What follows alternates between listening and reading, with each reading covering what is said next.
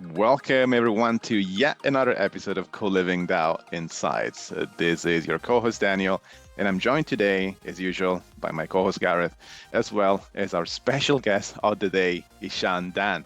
Ishan is the CEO and founder of RegenX, developing a direct investment platform that makes it easy to invest in climate-positive projects. Ishan, great to have you here. Likewise, it's a pleasure to be on your show. Thank you, guys. Brilliant. Great to have you here, Gareth, as well. Yeah, great to be here. Great to see you, Dan. And really excited to hear all about your project, Ishan. Yeah, likewise. Thank you, Gareth, and Dan. Awesome. So, Gareth, I know you prepared a couple of questions for Ishan as well. There's so much I want to find out as well about RegenX and what it's doing. The topic of investing in climate-positive projects is very dear to our hearts, as everyone knows in the audience already. So I'm very excited about this episode. So, Ishan, just the way we like starting generally is we'd love to find out a little bit about your story, what got you to the place you're in. So it's not obviously founding a regen investment platform, a climate positive investment platform, something everyone thinks of immediately. So there must be something in your life journey that brought you to this point. So please tell us a little bit more about your background and how you came up with this idea in the first place, why it's important to you, and how this is all taking place. Yeah, definitely. And thank you, guys. So I guess my story starts 18 years ago. I used to be a stockbroker, well, now wealth manager, it's called. And I started off raising capital for mining companies in Australia, that is. And along my path as a stockbroker, I did that for about 10 years, and then I became a wealth manager. I realized, I had a passion, and I realized that, raising capital for mining companies, I wanted to give back to the planet, and I wanted to, I realized that regular investments weren't really making the kind of positive change I wanted to see, especially in Australia. So I've always cared about the environment, and I thought there had to be a better way to align investments with climate-friendly projects. And in Australia, when I mean climate-friendly project, I mean like clean energy project. But when I tried to really invest in these kind of projects, I found it really difficult. I mean, if you think about it, how do you impact invest? You've got the share market and you can invest in shares, but what really are you investing in? You don't really know. You're investing in a company. See, and most of the shares on the Australian stock market that are considered, green companies are actually mining companies that are also investing, some of their operations into clean energy. So it's not really, I guess, you don't get the full, green transparency. So you can invest in shares, you can invest in ETFs. And then the other option is investing in either green bonds or a managed fund. But the problem is when you invest in a managed fund, there are only a small handful of managed funds. The minimum investment amounts are something like 500,000, and most opportunities are either locked away for big institutions or super funds. You got high costs, and they weren't very transparent. The greenwashing's involved, and if you're investing into a unit trust, you can't sell out for 10 years. So it's not easy for the common, the everyday investor to get direct exposure into impact assets. So blockchain really caught my attention because of its digital ledger technology, and also because of my passion in diversifying, investors, clients' money into direct impact investments. Blockchain keeps it honest and open. So, yeah, I hope that sort of brings you up to speed with what RegenX is about. The main thing there is that I sought to create a direct investment platform using digital ledger blockchain technology that would solve this problem. Awesome. Really good. And you kind of answered our first question already, Ishan. So you kind of started in mainstream, a more mainstream investment space. And you actually examined all those traditional investment options for impact investing, and you found them that they were lacking and wanting. And that's why you made the transition over.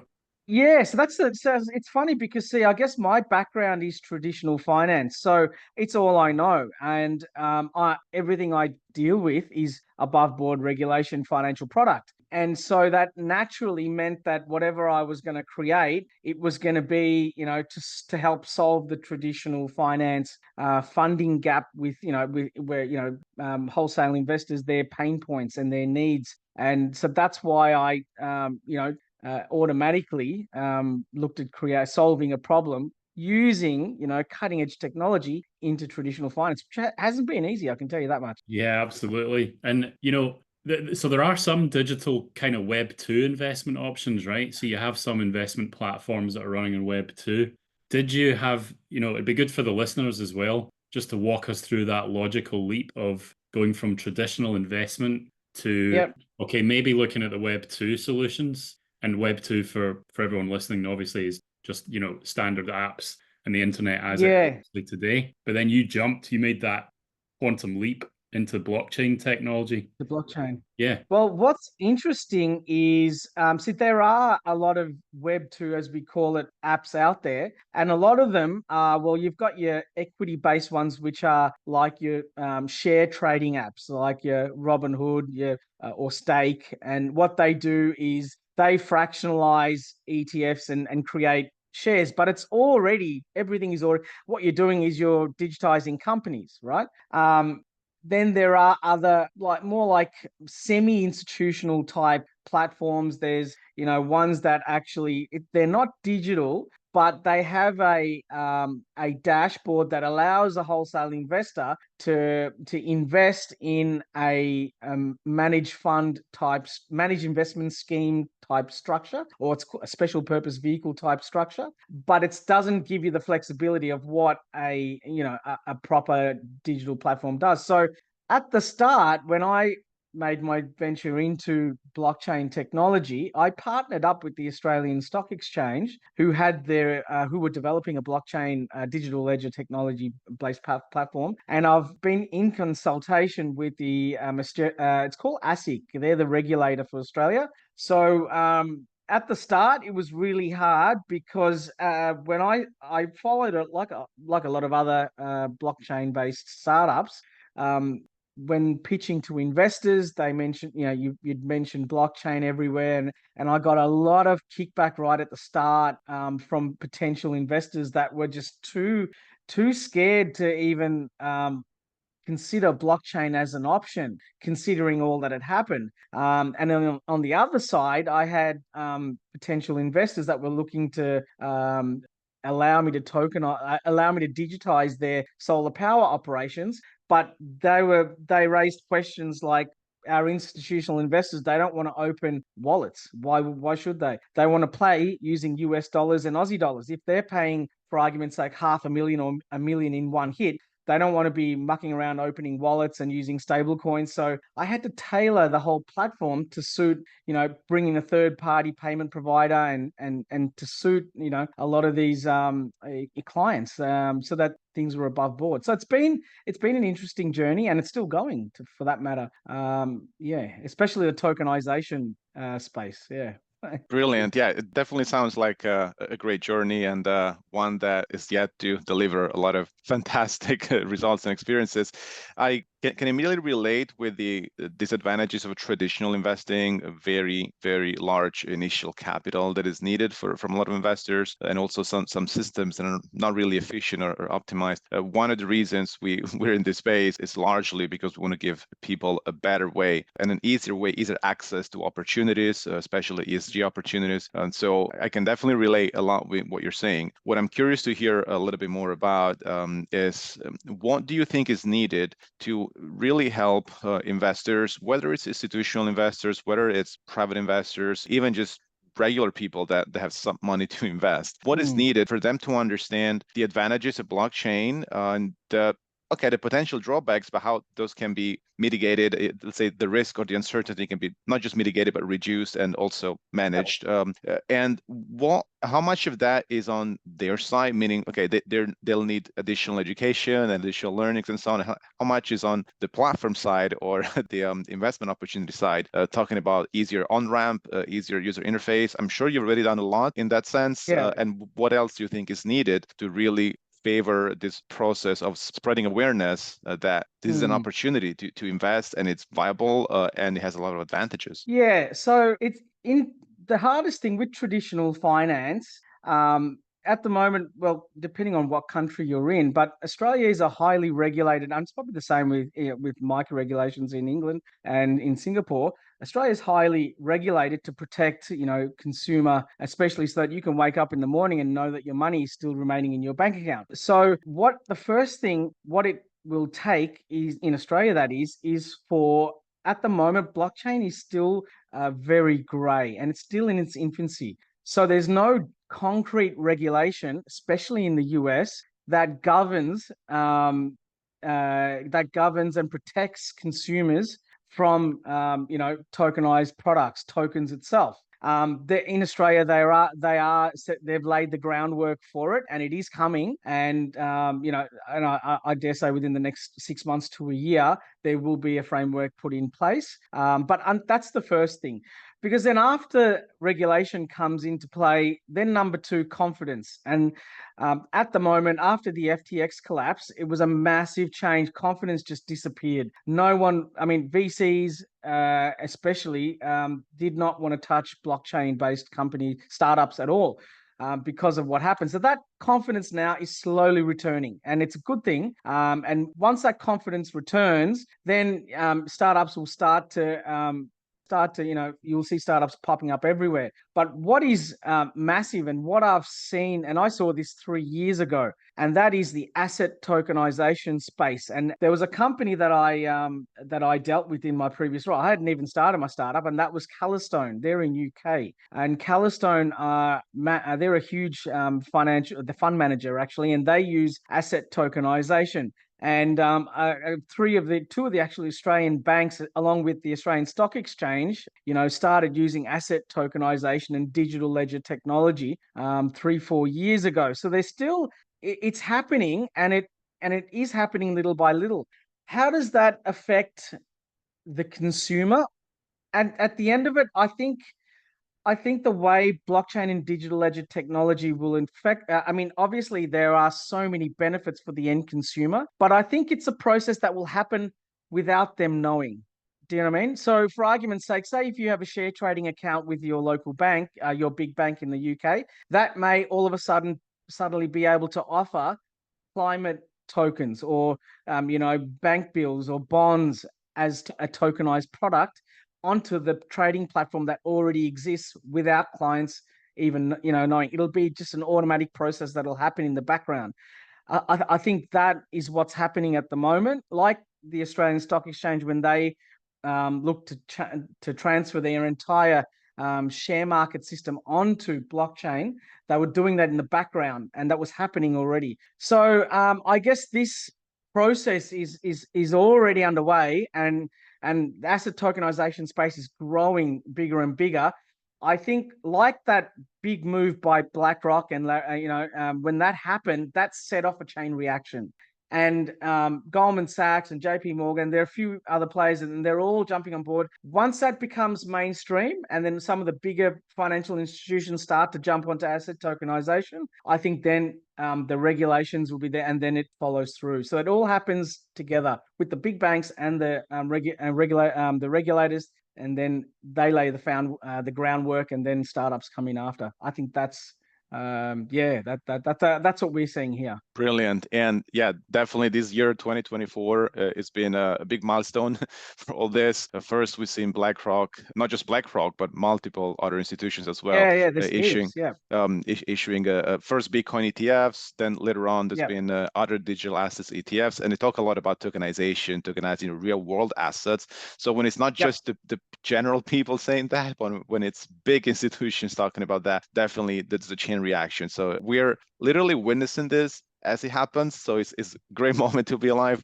But what I'd love to hear as well is if we go even more in depth on regenerative projects, like tokenization, as we said so far, it definitely helps investments in general. There's a lot of advantages for investors. How specifically is this even more pronounced, possibly when it comes to regenerative opportunities? Yeah, definitely. So I've joined an incubator run by a group called Refi Talents. And they're in Europe, I think Frankfurt, and I think it was the first time it's been run, and there's a fair few startups that are on there, and it's we meet every Sunday night, and there's assignments that are set out, and we basically all of us have regenerative finance projects. So for those that don't know, what regenerative finance is, it's an alternative financial system that promotes and restores environmental, social, and financial stability along with monetary gains using blockchain technology. So that's a whole lot of gobbledygook there. But what that means basically is, say, RegenX. RegenX, based on blockchain technology, it helps climate positive projects that want to deliver not just a monetary gain, but also a measurable positive impact. And using blockchain technology, we were able to measure that impact and attach it to the smart contract process. So that's something that's never been done before. And so every day, every week that we meet, we learn different things from each other. And I think this space, it's growing week by week. Yeah. Fantastic. And, you know, in the regenerative finance bit, this is something that's very close to our hearts at ColivingDAO. And of course, the Refi Talents program is how we met, and we're benefiting from that. And it was really good to make that connection across, you know, startups that are doing very different work. And yet, you know, to go back to asset tokenization, Ishan, when we talk about real world assets, this makes things literally a bit more real, right? Because you get your, you know, there's plenty of sort of crypto. You can invest in cryptocurrencies. You can invest in meme coins, which have, you know, very little underlying foundational structure. People love them because they're just fun. But in real world assets, you've got something that is in the real world providing a benefit. And in RegenX's case, these are climate positive projects, right? So you're not just buying a meme coin, you're not buying some crypto, you're actually putting an investment into something that's helping the planet. And, you know, ideally, if things go well, then you get a return as well. And that's what we mean by regenerative finance, right? So on the real world asset side of things, can you help explain why impact investors should invest in those real world assets? What's the benefit from your point of view? Yeah, definitely. So I guess, first of all, I wanted to make a bit of I guess I want to distinguish the difference between real world assets and digital asset tokenization. There's a bit of confusion there. What I see real world asset tokenization, it's the process of digitizing off-chain assets that are not digital at the moment, like real estate, renewable energy assets such as solar or green hydrogen, and infrastructure. So what you're doing, to break it down, you can't digitize a physical product, but you can digitize the way that product is recorded. So let's say, for argument's sake, a solar farm, it's held in the actual physical solar farm is held in a special purpose vehicle fund. So what we're digitizing and tokenizing is the fund structure. And what we'll do is we'll tokenize that. So one token will represent that fund, and then we'll fractionalize and divide that token up into 1 million tokens. And then we'll try and sell those 1 million tokens, and they'll have direct ownership structure into that actual fund that owns the solar power project. So now the regulations have to be in place in the specific country that you're at, so that this ownership holds true. So that if someone wanted to sell, you know, say if they bought 100% of the tokens, then they could effectively own the entire, you know, solar power project, and it's theirs. So then there's another, and I think people get this confused, digital asset tokenization. On the other hand, this is creating tokens backed by native blockchain assets such as NFTs, digital collectibles, cryptocurrencies. They're already digital as it is. There's no physical aspect of it, and they don't link directly to physical assets. So getting back to your question, why should, I guess, investors invest in real world assets?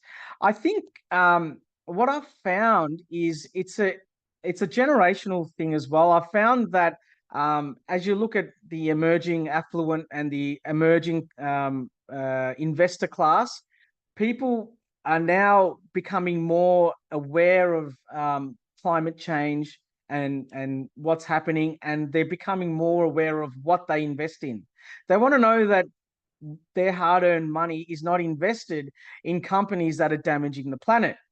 You know what I mean? And after seeing, what's happened in the past with greenwashing and mining companies, they want to, that trust is somewhat eroded, and they want to, there isn't a system where that you can confidently say, by buying digital shares or whatever it is, that yep, I know exactly 100% with 100% transparency that my funds are invested directly into either a project or a company that is 100% green.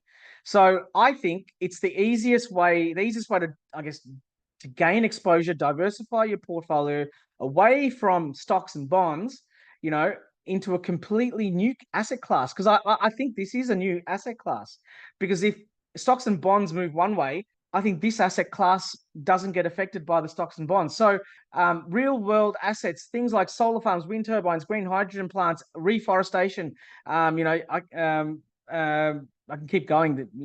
These are real things that you can see and touch that help the planet. Investing in these kinds of projects not only helps the environment, but it also gives you a steady, financial return depending on the project you're investing. And I think that is really the third missing, I guess, feature of investing at the moment. If you can call it green capitalism, that's the missing part, and I think that will come into it very soon. That's great. And it's very interesting that you mentioned this particular expression, green capitalism, because I didn't want to say that, but yeah. Because if we look online discussions or even offline, so to speak, I've noticed that a lot of people discuss, okay, why is this happening? Why are we destroying the planet? And a lot of people point the finger to money in general, or more specifically, a type of investing that prioritizes financial capital over different types of capital. On the other hand of the spectrum, we have people that say, hey, wait a minute, I'm putting my money in something, I have to get my return first, and then and then we'll see if it also benefits the planet. Great, but I can't really prioritize other things. So here at ColivingDAO, we fully believe in non-zero sum solutions. We talk about the triple win, people, planet, and profit. So we fully believe that once we start addressing things as forms of capital, and financial capital being one form of capital, just like social capital or natural or environmental capital, once we do that, we realize, okay, how do we get the triple win? How do we get the best possible solutions to really maximize every type of capital? I know that the challenges with that, especially when it comes to social or general understanding of people and even investors thinking, okay, if I maximize one, it means I'm really compromising another one. So I still want to go with one and so on. So how do you think the investment world, first of all, can adapt to this and shift the mindset? First of all, do you think it's even possible to achieve a triple win? And how can that triple win happen? And how can people understand and see a clear path towards that, so that the world stops thinking in terms of dualism, either or, and start thinking in terms of non-zero sum solution? Yeah, well, I think it's already happening. I mean, if you look at capitalism, what happens is, in Australia, that is, I mean, we had a massive mining boom, and our country was, some of the biggest exports in Australia are gas and coal and iron ore. But what's happened is, because of ESG regulations, because we've signed the Paris Accord, because the government has made a decision, and also investors don't see coal companies in good light anymore. Investors started to pull out of coal companies and oil companies, and you can see the share price. So this cycle automatically happens, and what you'll see is that companies that are investing in renewable energy, like green hydrogen, which is big in Australia, they automatically, their cost curve comes down, and then their share prices start to go up. So these things are happening already. Do you know what I mean? And the thing is, there's a funding based on the Paris Accord. Australia alone, by 2030, has something like a $1.2 trillion per year. It's 130 billion funding gap shortfall by 2030. That comes to about $1.2 trillion that it needs to invest in order to meet its Paris net zero targets. So that money that has to come in order to, because our cities at the moment are run by gas and coal, so that needs to stop. So in order for that to stop, companies need to, obviously produce green hydrogen, and so that will already on its own set about a chain reaction that changes the dynamics, and investors will start to change the way they invest. Institutions will change the way they invest, and that will already happen. But in the interim, though, I think in Australia, that is, every company now, I think the larger companies, has to meet ESG standards. And that is carbon credits or whatever it is. So investors now are fully aware of companies that have bad ESG ratings, and they actively pull out. There's a lot of funds out there that don't invest. So I think these things are already set in place, and I think they're happening without, capitalism's, the share market's main motto is maximize shareholder profits or shareholder returns. Maximize share, that's the number one rule. I think now the second bit will be maximize shareholder rules, but not at the expense of the planet. So the planet comes first, by hand in hand. They come both hand in hand. And I think, as long as companies are not harming the planet, investors will invest. Yeah. Beautifully explained, Ishan. And, it's great to hear that this is moving at pace in Australia. But of course, we're very aware that pace around the world needs to accelerate, right? And you're playing a role in that by making it easier to shift to much more regenerative forms of investment, which is fantastic, and a non-zero sum solution, as Dan said. So yeah, we need to go faster, right? I mean, we need to really accelerate the paradigm shift to even meet the Paris Climate Agreement goals, which are very, very aggressive. So yeah, very interesting. And I would say personally, it's beyond green capitalism.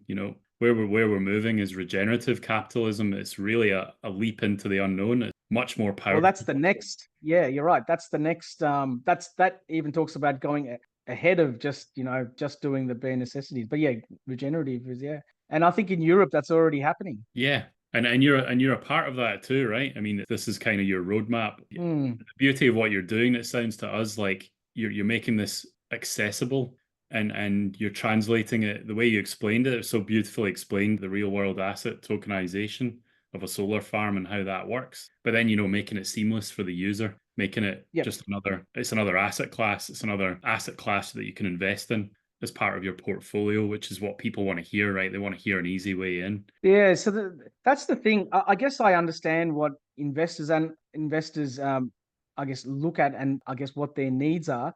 And unfortunately, their number one need is whatever they invest in has to make money, has to have a return.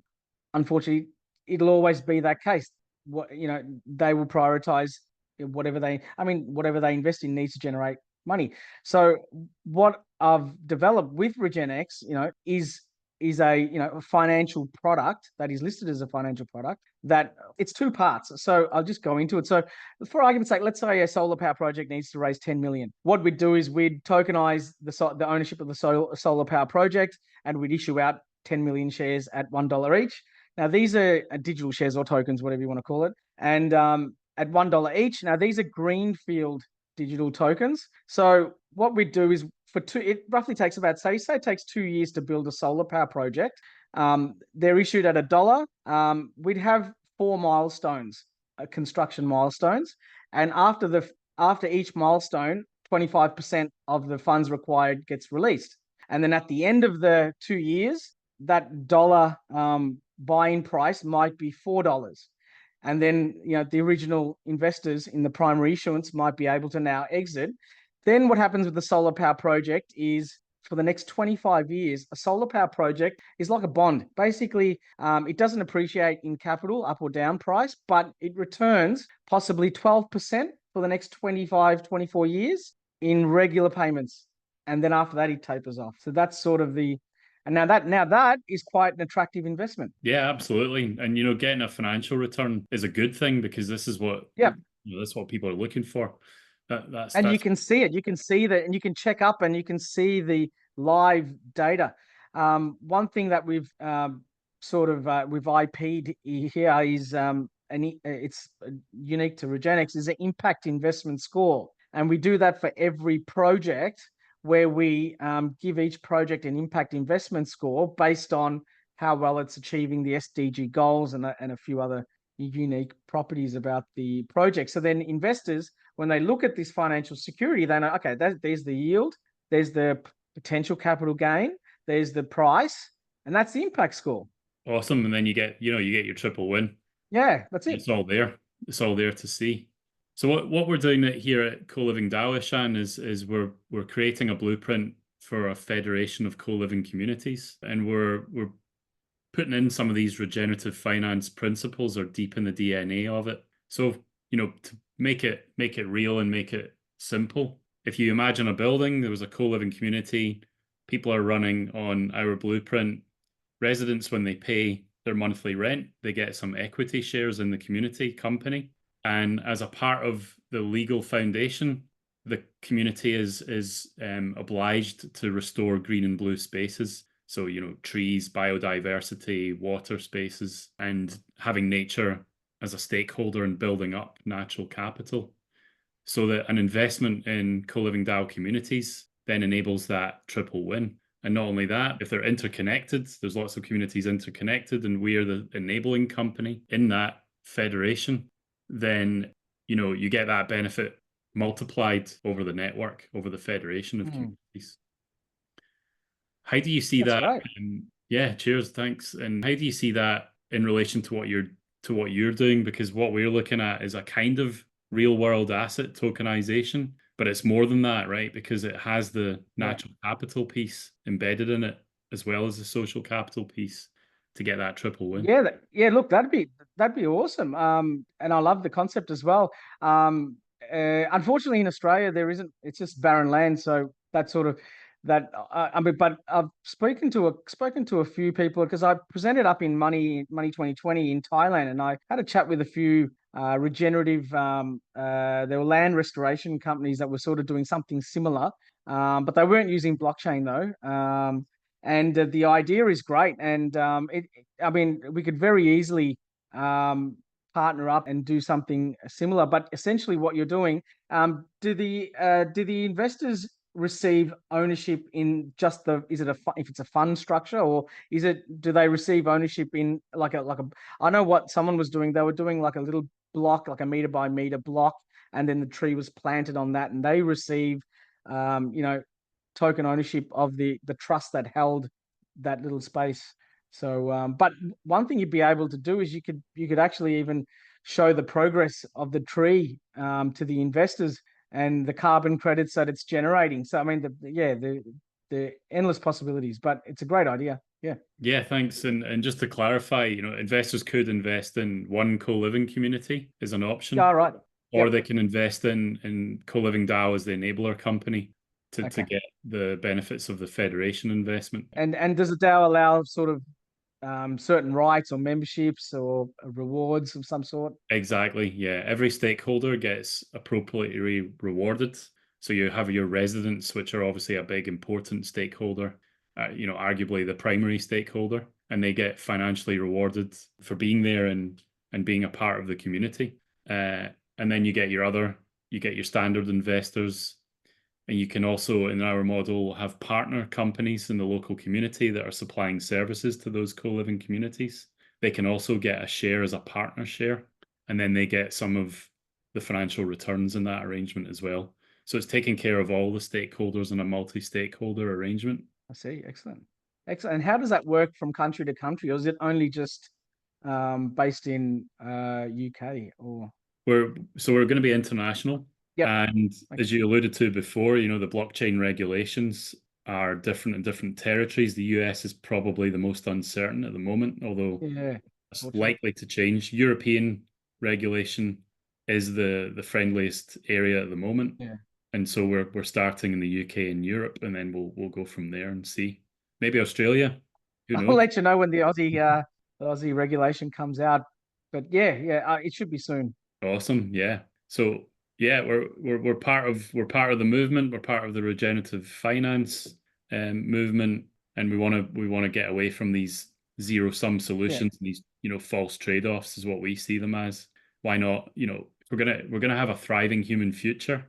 It's going to be financial, natural, and communities and people having, good well-being across all places and all types. So Dan, I don't know if you want to jump in there and tie it together. It's a nice way to bring the conversation to a close. Yeah, I think it's been great to get so many insights from Ishan. It's been very inspiring, first of all, to explore this alignment in not just principles, but also direction that the world is taking. And we're part of it. Ishan is part of it. And it's great to see that it's not just us, right? There's a lot of other projects and even institutions are taking a similar direction. So we're happy to see that things are going the way we'd love to see them go. What we need to do is make sure that we accelerate the process, because as we've spoken about multiple times, we don't have a lot of time left for some of the things, right? I mean, what's happening with the planet right now, there are some very important deadlines and processes that are actually quite fast and quite rapid. So for everyone who's listening as well, I hope this resonates. And if there's anything you can do in terms of personal regeneration, what you can do for the planet, and if you can align that with financial gain, why not? As we said, I don't expect people to say, hey, the planet is in trouble, let's forgo all the financial needs. We just do things for nature out of goodwill. I don't think that's a sustainable system in itself. That's why we really strive to align financial incentives with the natural, environmental, social incentives, and so on. So for everyone who's listening, if this paradigm is something you also believe in, you definitely want to stick around. And Ishan, before we completely wrap things up.